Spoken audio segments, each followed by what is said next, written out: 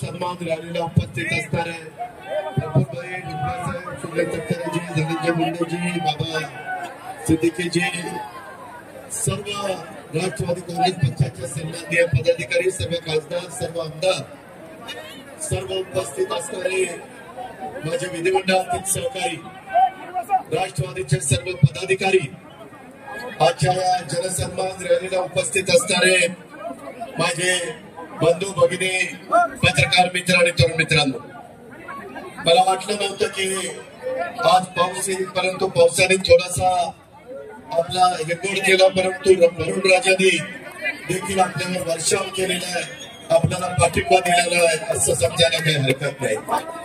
मित्रांनो, लोकसभेच्या निवडणुकीच्या निकालाच्या नंतर मी पहिल्यांदाच आपल्या सगळ्यांच्या समोर उभा आहे आणि मला आपल्याला एकच सांगायचं आहे की आपल्या सगळ्यांच्या समोर एक विचार आणि गरीब लोकांना मदत करण्याचा हेतून उभा आहे.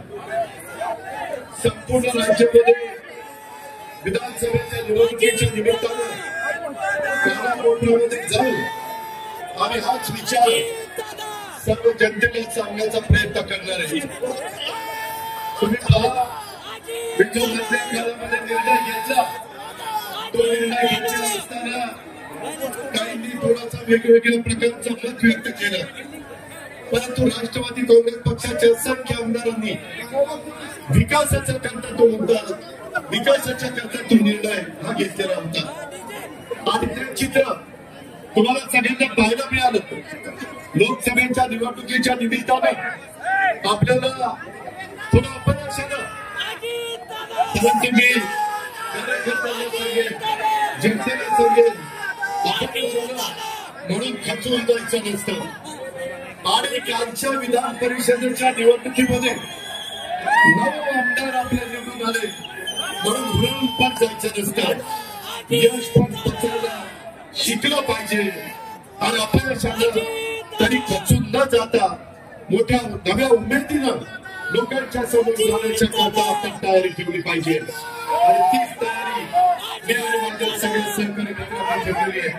तुम्ही बघा, आमच्या निवडणुकीमध्ये शिवाजीराव गर्जे असंख्य वर्ष तुमच्या माझ्या राष्ट्रवादी काँग्रेस पक्षामध्ये एक कार्यकर्ता म्हणून काम करणार आहे.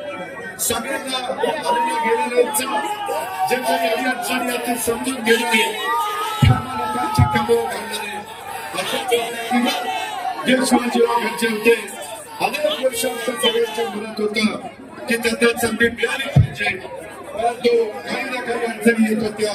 त्यानंतर राष्ट्रवादी काँग्रेस पक्षाने शिवाजीराव गर्जेंना आमदार करण्याचं काम केलं, सगळ्यांना सुरुवात देण्याचं काम केलं.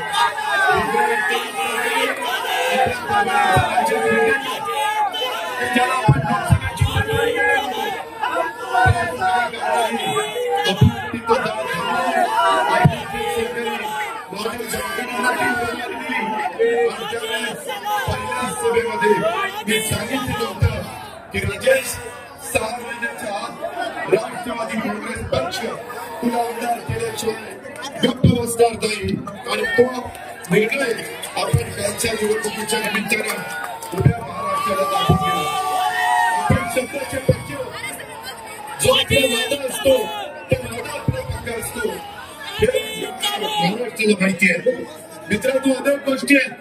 माझ्या बहिणीचं असंख्य संख्येने मला ज्यावेळेस अर्थमंत्री मिळालं त्यावेळेस मी विचार केलेला होता की काही झालं तरी आपण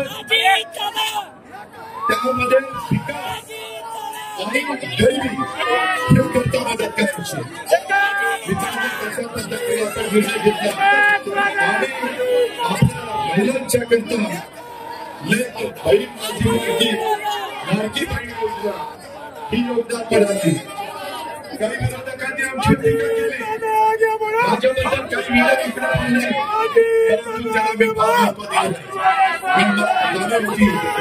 खात्री होती महायुतीच्या वतीनं एकनाथ शिंदे असतील, देवेंद्र फडणवीस असेल, मी असेल किंवा माझे सगळे सहकारी असतील, आपण ती योजना चांगल्या प्रकारे राबवू शकतो हा एक विश्वास मला होता. त्याच्यात माझ्या गरीब महिलेला मला मदत करायची होती, माझ्या मातेला मला मदत करायची होती, माझ्या मुलीला मला मदत करायची होती आणि तशा पद्धतीचं काम आपण एक पुण्यापासून सुरू केलेलं आहे. मला आजच्या सभेच्या निमित्तानं उभ्या महाराष्ट्रातल्या माता भगिनी आणि मुलींना सांगायचंय, तुम्ही काळजी करू नका. जुलै ऑगस्ट मध्ये जरी तुम्ही अर्ज केला तो तुमचा अधिकार आहे. तो अर्ज केल्यानंतर तो अर्ज वेळेमध्ये कसा मंजूर होईल याबद्दलची खबरदारी आम्ही घेऊ, त्याबद्दलची काळजी आम्ही घेऊ. मगाशी माझ्या काही महिला म्हणाल्या की अजित पवार त्याच्यामध्ये काही त्रुटी होत्या, आम्ही त्याच्याकडे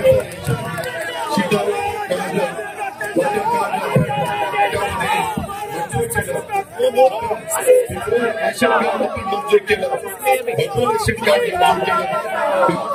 तर माझ्या या बहिणींना माझ्या मुलींना त्रास कमी व्हावा म्हणून मी महाराष्ट्राला सांगू इच्छितो की या योजनेच्या करता आमचा समाज आहे चालण्यापासून बांधण्यापर्यंत 2.5 कोटी महिलांना 2 महिन्याला 1,000 रुपये मिळतात. 2 महिन्याला म्हणजे 2 महिन्याचे पैसे ऑक्टोबर मध्येच रक्षाबंधन आहे, राखी पौर्णिमा 19 तारखेला साधारण त्यावेळेस त्या माझ्या भगिनीच्या खात्यावर बँकेत 3,000 रुपये देण्याचा निर्णय आपण घेतलेला आहे. काळजी करू नका. माझी दुसरी एक विनंती आहे, काही माझ्या युतीचे सहकारी म्हणाले की जी सभा होतीये त्याच्यामध्ये राष्ट्रवादी काँग्रेस पक्षाचं सगळं दिसत आहे, आमच्या विभागामध्ये युतीच्या सभा होणार आहे, ज्याला एकनाथराव शिंदे शिवसेना असेल, ज्याच्यात देवेंद्र फडणवीस भाजप असेल, ज्याच्यात अजित पवार आणि त्यांचे राष्ट्रवादी काँग्रेसचे सगळे सहकारी असतील, अशी महायुतीच्या आणि त्यांच्या मित्रपक्षांच्या सभा प्रत्येक विभागामध्ये होणार आहे, प्रत्येक जिल्ह्यामध्ये होणार आहे. या सभेचा आणि त्याचा अर्थार्थी संबंध नाही. हे राष्ट्रवादी काँग्रेस पक्षाने जनसंवाद रॅली सुरू केलेली आहे. ती रॅली सुरू करत असताना आणि कुणालाही वंचित ठेवलेलं नाहीये. सकाळी माझ्या काही महिलांचे अर्ज पंचायत समिती बारामतीमध्ये स्वीकारायला गेलो, त्याच्यामध्ये एक महिला मला म्हणाली, दादा तुम्ही त्याच्यामध्ये सांगितलं 4 चाकी वाहन असल्यावर म्हटलं ट्रॅक्टर असला तरी त्यांना मिळणार, पण ते म्हणले की दादा माझा नवरा ड्रायव्हर आहे आणि तो रात्री गाडी घेऊन माझ्या घरी येतो आणि त्याच्यासाठी आमची काय चूक आहे. मी तमाम माझ्या ड्रायव्हर लोकांना महाराष्ट्रातल्या सांगतो, त्यांच्या सगळ्या पत्नींना सांगतो, भगिनी वर्गाला सांगतो, मुलींना सांगतो, काळजी करू नका. ज्यांच्या स्वतःच्या नावावर गाडी आहे अशांना त्याच्यामध्ये धरलं जाणार नाही. जे ड्रायव्हिंग करतात त्यांना त्याच्यामध्ये धरलं जाणार आहे. 2.5 लाखापर्यंत उत्पन्न असणाऱ्या सगळ्या माझ्या बहिणींना आणि मुलींना त्यामध्ये धरलं जाणार आहे. आपण अजिबात काळजी करू नका. एवढ्यावरच आपण थांबलेलं नाही. आपण 3 गॅस सिलेंडर वर्षाला त्याचेही पैसे माझ्या बहिणीच्या अकाउंटला, माझ्या मुलीच्या अकाउंटला, माझ्या मातेच्या अकाउंटला जाणार आहे. उत्पन्न मर्यादित असलं पाहिजे 2.5 लाखाच्या आत. मित्रांनो, मी महाराष्ट्राचा विचार केला तसाच मी बारामतीचा विचार केला. बारामतीमध्ये साधारण वर्षाला माझ्या आया बहिणींना आणि मुलींना 180 कोटी रुपये वर्षाला मिळणार आहे. किती? 180 कोटी. आणि कमी जास्त तालुके लहान आहे तिथे 150 कोटी मिळतील वर्षाला. काही ठिकाणी माझी लाडकी बहीण योजनेमध्ये कमी पैसे 125 कोटी मिळतील लोकसंख्येचा विचार करता. परंतु या सगळ्या राज्याला मिळून 46,000 कोटी रुपये वर्षाला मिळणार. किती? 47,000 कोटी काही काही राज्यांचे बजेट एवढे नाहीये. आपण तेवढं माझी महिला सक्षम व्हावी, माझी महिला आत्मनिर्भर व्हावी, तिला एक विश्वास वाटावा की मला माझ्या घरच्या पुरुष मंडळींवर अवलंबून राहावं लागत नाही. मला काही का होईना वर्षाला 18,000 रुपये देण्याचं काम या महायुतीच्या सरकारने केलेलं आहे. मी सगळ्यांना हेही सांगतो, हे सातत्य आपल्याला टिकवायचं आहे, पण त्याकरता महाराष्ट्राच्या जनतेला एक विचार करावा लागणार आहे की पुढे येणाऱ्या विधानसभेमध्ये देखील महायुतीला आपल्याला निवडून द्यायचं आहे, तर आपली योजना पुढे काय करणार आहे, तर आपल्याला काय योजना पैसे मिळणार आहे. नवसे गवसे येतील, सांगण्याचा प्रयत्न करतील, त्यांचा विश्वास ठेवू नका. या शब्दाचा पक्का आहे, त्यामध्ये बदलणार नाही, इतर गोष्टी लक्षात ठेवा. आणि मी प्रगता आमच्या महिलांना देखील मी गरिबांना द्यायचा प्रयत्न केला, विकासाला पैसा देण्याचा प्रयत्न केला. मुख्यमंत्री उपमुख्यमंत्री माझ्या जोडीला होते, आम्ही कुणालाही कसं वंचित ठेवलेलं नाही. माझा शेतकरी सतत मला म्हणायचा, दादा आम्हाला 3चं लाईटचं बिल भरता येत नाही, 5चं लाईटचं बिल भरता येत नाही, फार अडचण होती, होणार नव्हती, 7.5चं बिल भरता येत नाही. आमच्या मनात होतं. सगळे मंत्री आमदार मला सांगायचे की एकदा निर्णय घ्या, शेवटी वेळ यावी लागते, आणि ती वेळ त्या अर्थसंकल्पामध्ये आली. आपण 44 लाख शेतकऱ्यांना 14,000 कोटी रुपये माफ करून टाकले. वीज माफी आता तुम्हाला आमच्या महावितरणचा अधिकारी वीज बिल भरून सांगायला येणार नाही. आता गाड्यांची सेवा चांगली करा, चांगल्या प्रकारे पिकं करा, धान्य करा, भाजीपाला जे काही कृषी मंत्री 13 रुपयामध्ये पीक विमा तुम्हाला देत आहे, करोडो रुपये तुमच्या करता राज्य सरकार खर्च करत आहे. मित्रांनो, इथपर्यंतच नाही, माझ्या शेतकऱ्यांच्या करता 0% व्याजाने पीक कर्ज हे आपण चालू ठेवलेलं आहे. त्याचाही फायदा माझ्या भावाला घ्या. आमचे विरोधक काय टीका करतात, अरे आया बहिणींच्याकडे लक्ष दिलं, महिलांच्याकडे लक्ष दिलं, पुरुषांच्याकडे दुर्लक्ष केलं. अरे असं कसं काही, पुरुषांच्याकडे दुर्लक्ष करून कसं चालेल. आमचे पण ते भाऊ आहे, आमचे पण ते मुलं आहे, आमचे पण ते वडील आहे, त्याच्यामुळे त्यांच्याकडे मी दुर्लक्ष कदापि करणार नाही, अशा पद्धतीने मी वागणार नाही. मित्रांनो, उलट आता माझ्या शेतकरी वर्गाच्या करता धनंजयनी माझ्या लक्षात आणून दिलं, कॅबिनेटला सांगितलं की आपल्याला सोयाबीन आणि कापूस उत्पादक शेतकऱ्याला पैसे द्यायचे राहिले. दादाला प्रफुल्लभाई पटेल यांच्या भंडारा, गोंदिया, चंद्रपूर, गडचिरोली तिकडे धान पिकतं, कोकणात यांचं धान्य पिकतं, त्यामध्ये आम्ही दादाला 20,000 रुपये दिले. त्याच्या पद्धतीनं एकरी 5,000 रुपये आपल्या कापूस आणि सोयाबीन उत्पादकांना आपण दिलेले 2 हेक्टर पर्यंत. मित्रांनो, शेवटी द्यायचं खूप मनापासून असतं, परंतु आपल्या तिजोरीमध्ये पण तेवढा पैसा लागतो. विकास पण साधला पाहिजे. विकासाला कुठे अडथळा येतं का म्हणे, देशाचे पंतप्रधान होते, अरे तो दम विधानसभेपर्यंत मला तुम्हाला सांगायचं, पंतप्रधान, मुख्यमंत्री, दोन्ही उपमुख्यमंत्री, काही मंत्रीगण 29,000 कोटीची कामं मुंबई सारख्या ठिकाणी आपण सुरू केली. भूमिपूजन, उद्घाटन, करोडो रुपयाची कामं चाललेली आहेत. मित्रांनो, आज पावसामुळे थोडीशी त्याच्यामध्ये अडथळा आला आणि त्यामुळे काही लोकांची भाषणं राहिली. मी परत सुपा परगणा, शिरसुपा परगणा आणि माझा लोणी बापकर आणि तो सगळा तिकडचा भाग, या भागाच्या करता देखील आपण चांगल्या प्रकारची योजना ही जगाई शिरसायला तर चांगल्या प्रकारचं पुनरुज्जीवन करण्याचा निर्णय आपण घेतलेलाच आहे. परंतु माझा जो टापू आहे त्याला पाण्याची गरज होती, तिथं देखील पाण्याची व्यवस्था केली परंतु सगळ्यांना सांगून तो वेळ घेत नाही. तुम्ही माझ्या शब्दावर विश्वास ठेवा. मी त्या बाबतीमध्ये येईन आणि तिथं तुम्हाला त्याचं काय काय योजना बजेटमध्ये किती तरतूद केली, काय केले ते सगळे तुम्हाला सांगेन. तुम्ही काळजी करू नका.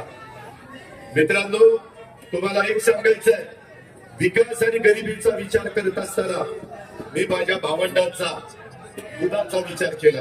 माझ्या तालुक्यामध्ये दूध आहे, माझ्या पुणे जिल्ह्यात आहे, सोलापूरला आहे, नगरला आहे, माझ्या कोल्हापूरला आहे, सांगलीला आहे, सातारला आहे, माझ्या मराठवाड्यामध्ये बीडला आहे. सगळ्या भागामध्ये दूध उत्पादक शेतकरी आहेत. त्यांच्या करता 5 रुपये लिटरला पुन्हा दुधाचे भाव जोपर्यंत कमी आहेत तोपर्यंत कायम 5 रुपये अनुदान देण्याचा निर्णय आम्ही घेतलेला आहे. तेवढ्यावर थांबलो नाही. दुधाची पावडर मोठी आहे, शिल्लक आहे, ती परदेशामध्ये पाठवायला 30 रुपये किलो आपण अनुदान दिलेलं आहे. महायुतीने तो निर्णय घेतला आहे. म्हणजे भावंडांच्या करता देखील आपण निर्णय घेतोय. मला सुरुवातीला तुम्हाला सांगितलं, गरीब, त्या गरीबाकरता आपल्याला मदत करायची. त्या गरीबाला आपल्याला इतरांच्या बरोबर आणायचंय, त्यांची परिस्थिती चांगली करायची, त्यांचं पर कॅपिटल उत्पन्न वाढवायचं आहे. उद्या एवढे 1000 कोटी रुपये मार्केटला आल्यानंतर छोटी मोठी दुकानं चालणार आहेत, किराणा मालाची दुकानं चालणार आहेत. माझ्या बहिणीला, माझ्या मुलीला जे काही खरेदी करायचं ते दुकान चालणार आहे. आणि एवढा पैसा हा ग्रामीण भागात आणि शहरी भागामध्ये चालणार आहे. हा निर्णय हा महायुती सरकार घेऊ शकतं. हा निर्णय आपण लोकांनी घेतलेला आहे. एवढ्यावरच आपण थांबलो नाही. शिवशाहू फुले आंबेडकरांची विचारधारा मी सातत्याने तुम्हाला सांगतोय. 18 पगड जातीला बरोबर घेऊन युगपुरुष छत्रपती शिवाजी महाराजांनी हिंदवी स्वराज्याची स्थापना केली. हे आम्ही आयुष्यात विसरू शकत नाही. आणि त्याच 18 पगड जाती 12 बलुतेदारांना घेऊन आपण त्यामध्ये पुढे चाललेलो आहे. ह्या योजना आया बहिणींनो, त्या सर्व जाती धर्माला, मागासवर्गीय, आदिवासी, माझे मुस्लिम, माझा ओबीसी, माझा भटक्या महिला, भटक्या समाजामध्ये मोडणाऱ्या, सर्वसाधारण समाजामध्ये मोडणाऱ्या सगळ्या जाती धर्माच्या महिलांच्या, मुलींच्या आणि मातांच्या करता ही योजना आहे. अट एवढीच आहे, 2.5 लाखाच्या आतमध्ये उत्पन्न पाहिजे. मला एक तुम्हाला सगळ्यांना सांगायचंय, त्या सभेच्या निमित्तानं राज्यातल्या जनतेला सांगायचंय, बाबांनो, पाठीमागच्या काळात लोकसभेला काही वेगळ्या पद्धतीचं वातावरण तयार करण्याचा प्रयत्न झाला. आम्ही विकासाचं बोलत होतो, परंतु विकासावर आमच्यावर कुणीच बोललं नाही, कुणी टीका केली नाही. आम्ही गरिबीच्या बद्दल बोलत होतो, आमचे वेगवेगळे लाभार्थींना लाभ देण्याच्या बद्दल बोलत होतो. त्या सगळ्याला बाजूला ठेवून कारण नसताना घटनेचे शिल्पकार डॉक्टर बाबासाहेब आंबेडकर ज्यांनी तुमच्या माझ्या देशाला घटना दिली, संविधान दिलं, आज जगामध्ये बाबासाहेबांचं कौतुक होत आहे. जगातला अतिशय मोठा पुतळा, जगाला हेवा वाटावा असा पुतळा आपण इंदुमिलच्या जागेवर 14 एकर जागेमध्ये करतोय. एवढं चांगलं पुतळ्याचं काम, स्मारकाचं काम पुढच्या पिढ्या घटनेचे शिल्पकार डॉक्टर बाबासाहेब आंबेडकरची विचार, त्यांची विचारधारा प्रत्येकाच्या पर्यंत पोहोचली पाहिजे. त्यांचं संविधान, त्यांची घटना, त्याचा आदर आपण सगळ्यांनी केला पाहिजे. ही आमची भूमिका 30 पंतप्रधानांनी मांडली. आम्ही संविधान दिन साजरा सुरू केला आणि आमच्या मागासवर्गीय समाजामध्ये आणि आदिवासी समाजामध्ये हे 400 पार झाल्यावर संविधान बदलतील, आपलं आरक्षण काढतील. किती खोटं बोलले, किती रेटून पण खोटं बोल, अशा प्रकारची गोष्ट या लोकांनी केली. माझ्या मुस्लिम बांधवांना पण काही चुकीचा सांगण्याचा प्रयत्न केला. मित्रांनो, आम्ही महायुतीच्या सरकारमध्ये काम करतो. मी आपल्याला सगळ्यांना विश्वास देऊ इच्छितो की तुमच्या माझ्या महाराष्ट्रामध्ये शाहू फुले आंबेडकरांच्या, शिवाजी छत्रपतींच्या महाराष्ट्रात काम करत असताना कुठल्याही जाती धर्माच्या महिलेवर, पुरुषावर, मुलावर, मुलीवर, मातेवर, वयस्कर माणसावर अन्याय होणार नाही याबद्दलची खबरदारी आम्ही घेऊ. तशा प्रकारचा शब्द आजच्या सभेच्या निमित्तानं महाराष्ट्राच्या जनतेला मला द्यायचा आहे. तुम्ही अजिबात काळजी करू नका. आम्ही खोटं बोलणार नाही. आम्हाला तशा पद्धतीने वागायचं नाही. सत्ता येते सत्ता जाते. सत्तेला आपापलेला आम्ही नाहीये. त्याच्यामध्ये मी नेहमीच सांगतो ताम्रपट घेऊन कुणी जन्माला आलेलं नाहीये. परंतु मिळालेल्या सत्तेचा वापर पदाचा वापर हा गरिबाकरता झाला पाहिजे. हा माझ्या शेतकऱ्याकरता झाला पाहिजे. हा माझ्या महिलेकरता झाला पाहिजे. मला माझ्या शेतकऱ्यांना सांगायचंय. कालच मी अमित भाईंना भेटलो. त्याच्यामध्ये प्रफुल्लभाई होते, तटकरे साहेब होते. त्यांना सांगितलं की एमएसपी आपली साखरेची बरेच वर्ष वाढली नाही. हे बाकी वाढली ती वाढलीच पाहिजे, परंतु एमएसपी नाही वाढली. मागाशी केशवराव इथं बसलेले मी बघितले आहेत तिथं. त्या सगळ्यांनी मला केशवरावनी, प्रशांतनी, त्याच्यामध्ये पुरुषोत्तम दादांनी, अनेक कारखान्याच्या चेअरमननी सांगितलं की दादा ह्याच्यात मार्ग काढा. अमित भाईंना म्हणलं अमित भाई एमएसपी वाढवायला पाहिजे. ते म्हणले काळजी करू नका. तुम्ही माझ्याकडे निवेदन द्या. लेखी निवेदन त्यांनी मागितलेलं आहे.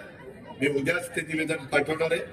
ते म्हणाले की मी 20 तारखेला 21 तारखेला जिल्ह्याच्या दौऱ्यावर पुण्याच्या येणार आहे.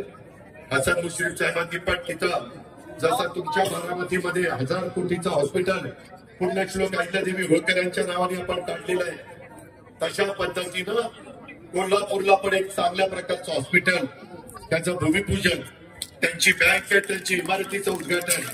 परंतु अमित भाई म्हणाले मी जरूर कार्यक्रम हसन मुश्रीफांचा स्वीकारेल, परंतु त्या दिवशी 10,000 झाडं लावायचा कार्यक्रम झाला पाहिजे. 10,000 रोपं तिथं लावायचा कार्यक्रम झाला पाहिजे. मगाशी कुणीतरी बोललं की बाबा शेवटी पाऊस काळ चांगला होण्याच्या करता झाडाची गरज आहे. पुढची पिढी आपल्याला माफ करणार नाही आपण चुकीचं केलं तर, आपण कमी पडलो तर. त्या प्रकारचं काम आता आम्ही सगळ्यांनी सुरू केलेलं आहे. तुम्ही बघताय मी तर अतिशय झाडं मोठ्या प्रमाणावर लावणारा एक कार्यकर्ता आहे. हे महाराष्ट्राने बघितलंय, जिल्ह्याने बघितलंय, तालुक्याने बघितलंय. अशा पद्धतीनं त्या कार्यक्रमाला ते येणार आहे. त्यावेळेस मी कांदा राजा उत्पादक शेतकऱ्यांच्या करता पण सांगितलं की कांदा निर्यात बंदी आता अजिबात करायची नाही. त्यांनी सांगितलं ठीक आहे, परंतु काही जण चुकीच्या बातम्या सोडतात. 2 दिवसांपूर्वी टीव्ही वाल्यांची बातमी चालली कांदा परिषद परदेशात आयात करताय. कांदा आयात केलेला नाही. दुधाची पावडर आयात केलेली नाही. आम्ही सगळ्यांनी ही गोष्ट सांगितलेली आहे. जसं शहरी भागातल्या लोकांना परवडलं पाहिजे, तसं माझ्या उत्पादन करणारा शेतकरी त्यालाही परवडलं पाहिजे, त्याचाही 2 पैसे चालला पाहिजे. त्यालाही 2 पैसे मिळाले तर तो त्याच्या कुटुंबाचा चांगल्या प्रकारचा विचार करेल. आत्महत्येपासून मला माझ्या महाराष्ट्रातल्या शेतकऱ्याला मागे खेचायचं आहे. त्याला सगळ्या सुविधा द्यायच्या. तुम्ही घाबरू नका. राज्य सरकार तुमच्या पाठीशी आहे. केंद्र सरकारच्या कोट्यवधी रुपयाच्या योजना आपण तिथं आणण्याच्या करता कुठं कमी पडणार नाही. काल देशाच्या पंतप्रधानांनी पण सांगितलं जसं देशाची आर्थिक राजधानी मुंबई आहे, तसं आता जगाची आर्थिक राजधानी मुंबई करण्याच्या करता आपण सगळेच जण एकमेकाला मदत करू. ही भूमिका पंतप्रधानांनी मांडलेली आहे. मित्रांनो, कृपा करा आणि कुठेही आपण चुकीच्या प्रचारावर नेरेटिव्ह जो काही सेट करण्याचा प्रयत्न करतात, खोटं सांगण्याचा प्रयत्न करतात, ह्या गोष्टीवर विश्वास ठेवू नका. मला अशाच माझ्या भगिनी भेटायच्या, म्हणायच्या दादा हे तुम्हाला पटतं का? म्हणलं का मागासवर्गीय आणि आदिवासी समाजामध्ये गरिबी असते, म्हणून त्यांच्या मुलांना मुलींना तुम्ही मोफत शिक्षण जे कॉलेज पर्यंत त्यांना जिथपर्यंत शिकायचं तेवढं देता. सगळा खर्च राज्य सरकार करतं.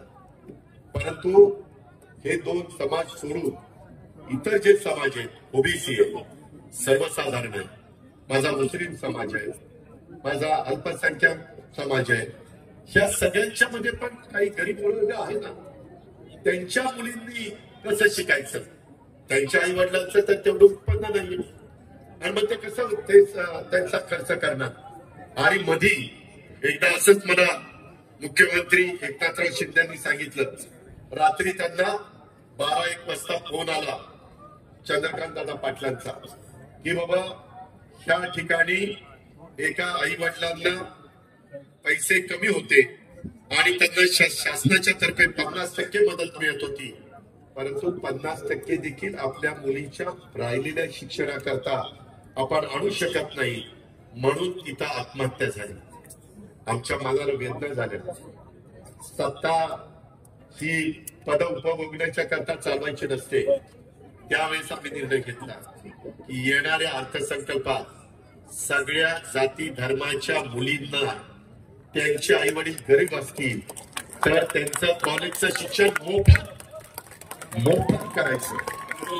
त्यामध्ये मेडिकल असो, त्यामध्ये इंजिनिअरिंग असो, त्याच्यामध्ये टेक्निकल असो, त्या पद्धतीचा निर्णय घेतला. मित्रांनो, तुम्हाला आश्चर्य वाटेल, ह्या सगळ्याच्या करता आपण किती निधी बाजूला काढला माहितीये? माझ्या लाडकी बहीण योजना 46,000 कोटी, माझ्या शेतकऱ्याला वीज माफी 14,000 कोटी झाले, 60,000 कोटी. त्यामध्ये महिलांना गॅस सिलेंडर 3 फ्री, त्यांना 2,500 कोटी, आणि मुलींना कॉलेजचं शिक्षण फ्री, त्याला 2,500 कोटी झाले 5, म्हणजे 60 आणि 5 65. मुलं म्हणायचे आमच्या मुलांकडे मुलींच्याकडे लक्ष आहे का नाही? अरे आहे. तुमच्याकडे लक्ष नाही द्यायचं तर कुणाकडे लक्ष द्यायचं? 10,000 कोटी रुपयाचा कार्यक्रम माझ्या तरुण युवा युवतींच्या करता, त्यांना 10 लाख मुलांना मुलींना दरवर्षी आम्ही स्टायपेंड देणार आहे. आणि त्याकरता त्यांना 1 वर्षाचं शिक्षण, ते शिक्षण घेतात म्हणून त्यांना 6,000, 8,000, 10,000चा स्टायपेंड. त्याकरता 10,000 कोटी. म्हणजे आम्ही आमच्या मुलांना मुलींना तरुणींना वाऱ्यावर सोडलं का? नाही सोडलं.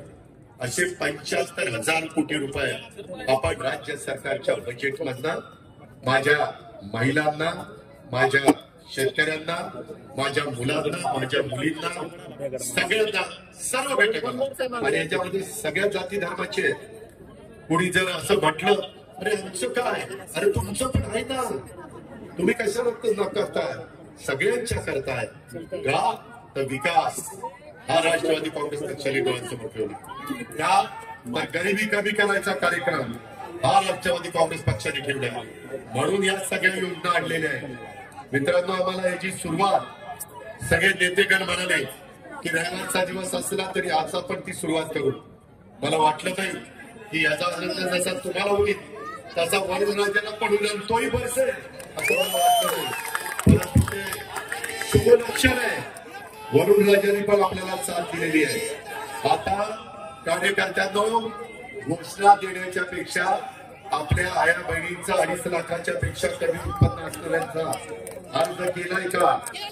अधिकाऱ्यांच्या पर्यंत पोहोचलाय का? काही अजून अडचण असेल तर कुठल्याही राष्ट्रवादीच्या किंवा महायुतीच्या आमदारांना सांगा, कुठल्याही मंत्र्यांना आम्हाला सांगा, कुठल्याही आम्हाला मुख्यमंत्री उपमुख्यमंत्र्यांना सांगा.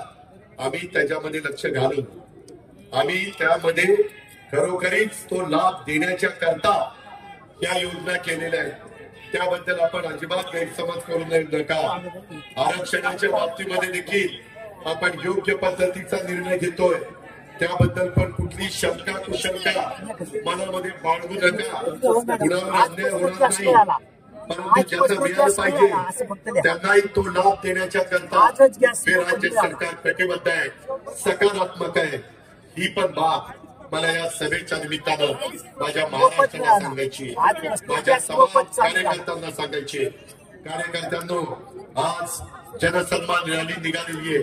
आता विधानसभेचं मतदान होईपर्यंत ही थांबणार नाही.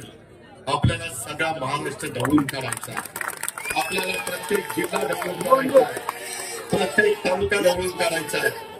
अनेक वेगवेगळ्या प्रकारच्या योजना या आपण त्या बाबतीमध्ये करतोय. यंदा पाऊसकाळ चांगला आहे. काही ठिकाणी आम्हाला दुबार पेरणी करावी लागते.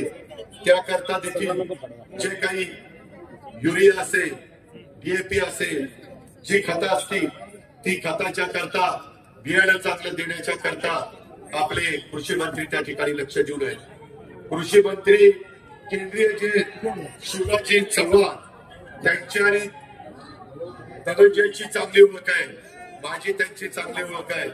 त्यांनी पण मला सांगितलंय दादा आता तुम्ही काळजी करू नका। त्यांनी त्यांच्या स्वतःच्या मध्य प्रदेशमध्ये स्वतः प्रफुल्लभाईंना माहिती आहे, त्यांच्या जवळच मध्य प्रदेश आहे गोंदियाच्या, त्यांना विचारा कृषीचा कार्यक्रम ते मुख्यमंत्री शिवराजसिंग चव्हाण असताना एवढा चांगला राबवला गेला की कोरोनाच्या काळामध्ये कृषीचा दर तिथं सगळ्यात चांगला देशात नंबर 1 होता।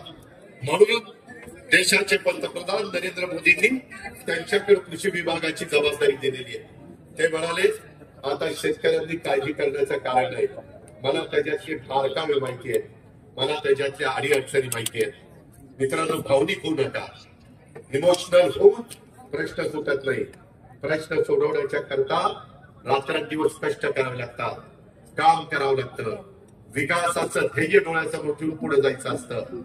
बारामतीच्या परिसरामध्ये पुणे जिल्ह्यामध्ये कसा विकास केलाय हे सांगायला काही कुणाला ज्योतिषाची गरज असं मला वाटत नाही। मात्र तुम्ही एक गोष्ट लक्षात घ्या, या सगळ्यांनी राष्ट्रवादी काँग्रेस पक्षाच्या राष्ट्रीय अध्यक्षपदाची जबाबदारी ही माझ्यावर त्या ठिकाणी सोपवलेली आहे। मला बारामती बघत आपले 13 तालुके, आपलं पुणे आणि पिंपरी चिंचवड शहर, आपला महाराष्ट्र हा फिरायचा आहे।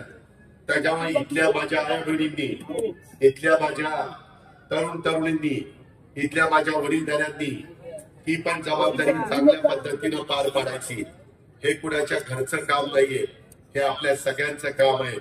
त्या कामामध्ये कुठं अजिबात कमी पडता कामा नये। आणि मी आपल्याला सगळ्यांना सांगेन की कुठल्याही परिस्थितीमध्ये जे डॉक्टर बाबासाहेब आंबेडकरांचे विचारधारा आपण पुढे घेऊन जात असताना त्यांच्या घटनेला आणि त्यांच्या संविधानाला जोपर्यंत आमच्या जीवात जीव आहे तोपर्यंत कुणी धक्का लावणार नाही। मी तर सगळ्या महाराष्ट्राला सांगितलंय, चंद्र आणि सूर्य जोपर्यंत आहेत तोपर्यंत संविधानाला कुणी धक्का लावू शकत नाही। तुम्ही विश्वास ठेवा, आम्ही शब्दाचे पक्के आहोत। आम्ही जो वादा करतो तो वादा पुराच करतो, हे पण आपण सगळ्यांना माहिती आहे। आणि असं असताना आपण गरिबांना एक चांगली त्यांची परिस्थिती निर्माण करायची आहे। आणि म्हणून या सगळ्या योजना आहेत। माझ्या बहिणींनी, माझ्या मातांनी, माझ्या मुलींनी त्याच्याकडे त्या नजरेने बघावं। कुणी गैरसमज निर्माण करण्याचा प्रयत्न केला तर त्याला हसून सांगा, तुम्ही काहीतरी आता चुकीचं सांगू नका। आमचा दादावर विश्वास आहे, महायुतीवर विश्वास आहे आणि त्याच्याच ऐकणं या पद्धतीची भूमिका माझ्या तमाम महाराष्ट्रातल्या मुलींनी आणि माता भगिनींनी घेतली पाहिजे। अशा प्रकारची माझी आपल्या सगळ्यांना विनंती आहे। वैयक्तिक गरजा आणि इच्छा आकांक्षा याबद्दलची कुठलीही कसर त्यामध्ये आम्ही ठेवणार नाही, याबद्दलची पण ग्वाही मी आपल्या सर्वांना सांगू इच्छितो। आज थोडंसं आमच्याकडनं काही चुका झाल्या, वास्तविक एवढी सभा असताना मोठा मंडप टाकायला पाहिजे होता, पण म्हटलं की कशाला उघड्यावर चांगली सभा घेऊ, पण त्याच्यामुळे जरा तुमचा हिरमोड झाला। पण काळजी करू नका,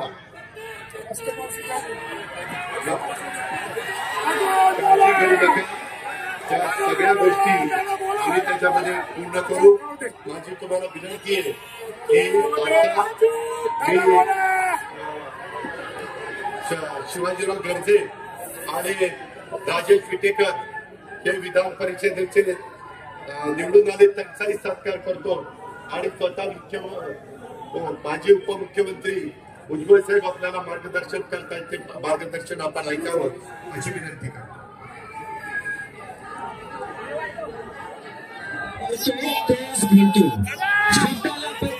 विकासाचा एका म्हणून ज्यांची ख्याती